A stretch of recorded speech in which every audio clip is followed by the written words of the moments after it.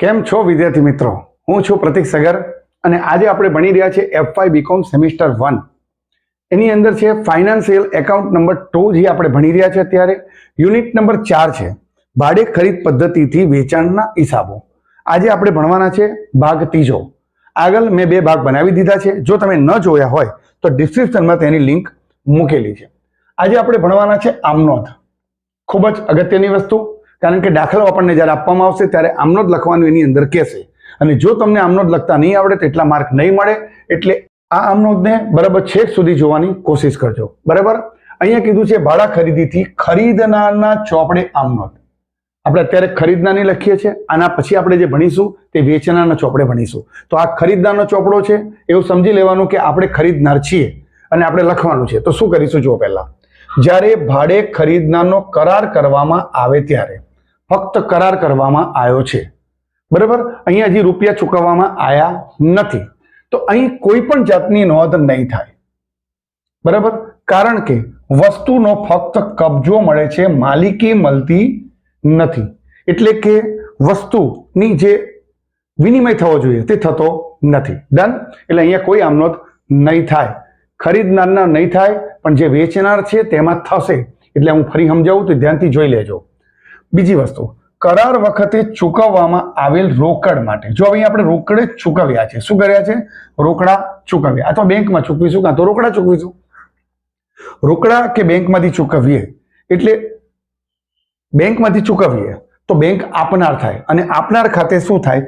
જમા થાય. એટલે બેંક શું કરીશું? આપણે જમા કરીશું. મિલકત આવે છે અને આવે એટલે ઉધાર, એટલે અહીંયા લખીશું મિલકત ખાતે ઉધાર, તે બેંક ખાતે જમા. બરાબર. આ આમનોંધને બીજા લોકો અલગ રીતે લખે છે ઘણીવાર, ઉપર એક આમનોંધ, બીજી આમનોંધ. આપણે આ ચોપડીમાં અને અત્યારે જે આપણે ભણવાના છે આ જ રીતની આમનોંધથી ભણવાના છે. બરાબર. તમારી કોલેજ પણ આ જ પેટર્નથી ચલાવવાની હશે. તો અહીંયા લખાશે મિલકત ખાતે ઉધાર, તે બેંક ખાતે જમા. હવે આગળનો મુદ્દો જોઈએ. જ્યારે હપ્તો ચૂકવવાનો થાય ત્યારે, જો હજી હપ્તો ચૂકવવાનો થાય છે, ચૂકવ્યો નથી, તો ચૂકવવાનો થાય ત્યારે વ્યાજ ખાતે શું કરવાનું? ઉધાર. મિલકત ખાતે શું કરવાનું? ઉધાર.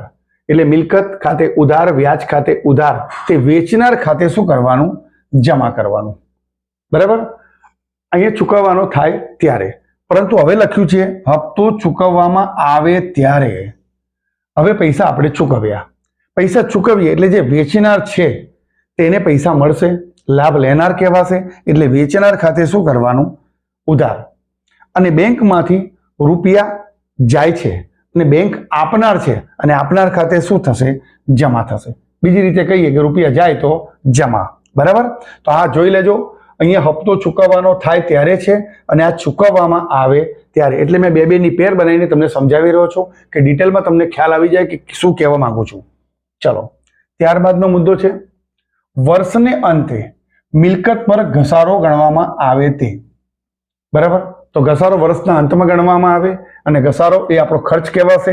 બરાબર છે. એટલે ઘસારા ખાતે ઉધાર, અને તે જે તે મિલકત હોય તેના ખાતે જમા કરાય. તો ઘસારા ખાતે ઉધાર અને તે મિલકત ખાતે જમા. બરાબર. છઠ્ઠું છે વ્યાજ અને ઘસારાની રકમ નફા નુકસાન ખાતે લઈ જવામાં આવે ત્યારે. આપણા માટે, એટલે કે આપણે ખરીદનાર છે અત્યારે, તો ખરીદનાર માટે આ જે ઘસારો છે ને એ નફા નુકસાન ખાતે ઉધાર થાય.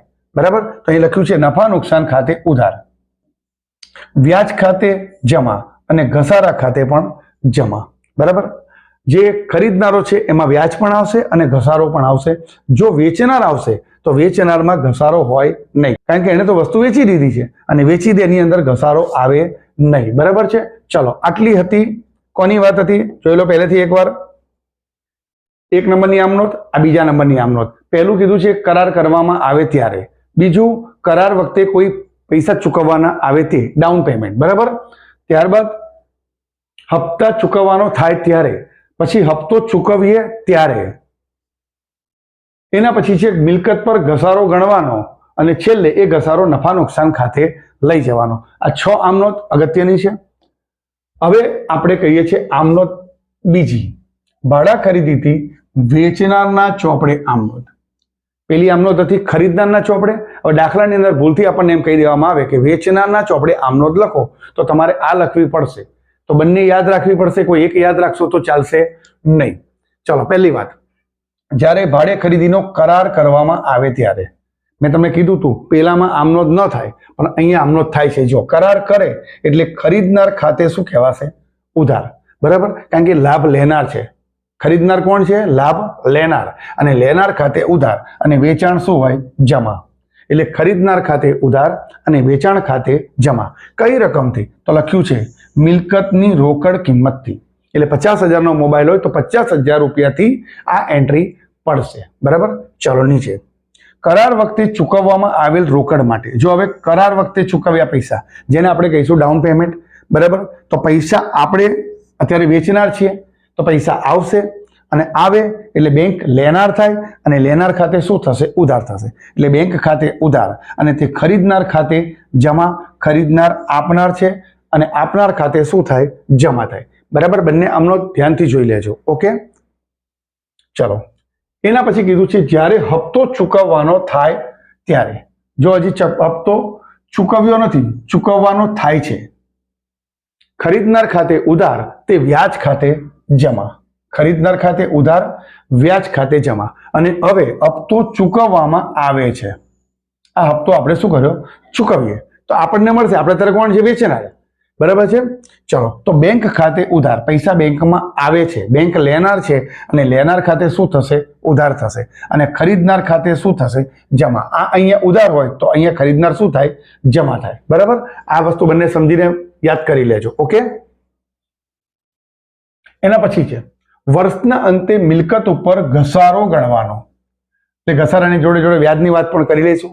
તો વેચનાર માટે ઘસારો હોય નહીં. જો અહીં લખ્યું છે કોઈ નોંધ થશે નહીં, કારણ કે વેચનાર ઘસારો ગણે નહીં, ખરીદનાર ગણે. એટલે વેચનારની એન્ટ્રીની અંદર ઘસારાની એન્ટ્રી નહીં આવે. હા, વ્યાજની આવશે. જુઓ, વ્યાજ અને ઘસારાની રકમ નફા નુકસાન ખાતે લઈ જવાની. આપણને ખબર છે કે જે ખરીદનાર હતો એના માટે નફા નુકસાન ખાતે આપણે ઉધાર કરેલા, તો અહીંયા વેચનાર છે તો વેચનાર માટે નફા નુકસાન ખાતું શું કરીશું? જમા કરીશું. બરાબર, વ્યાજ ખાતે ઉધાર, તે નફા નુકસાન ખાતે જમા. ઓકે, ચલો આ પણ આપણે આમનો તો જોઈ લઈએ. પહેલું કીધું છે જ્યારે કરાર કરવામાં આવે ત્યારે ખરીદનાર ખાતે ઉધાર, તે વેચાણ ખાતે જમા. કરાર વખતે ચૂકવવામાં આવે ત્યારે બેંક ઉધાર, અને ખરીદનાર શું કરવાનો? જમા કરવાનો. પછી આ બીજી બે પેર, હપ્તો ચૂકવવાનો થાય ત્યારે અને હપ્તો ચૂકવવામાં આવે ત્યારે. ત્યારબાદ શું છે? વર્ષને અંતે મિલકત પર ઘસારો, પરંતુ ઘસારો વેચનારમાં આવે નહીં, અને વ્યાજ આવે તો વ્યાજ ખાતે ઉધાર, અને નફા નુકસાન ખાતે શું કરવાનું? જમા કરવાનું. ઓકે, આશા રાખું છું કે તમને આ બરાબર થિયરી ખબર પડી ગઈ હશે. બીજા મિત્રોને પણ શેર કરજો જેથી બીજા મિત્રો ભણવાના રહી ના જાય.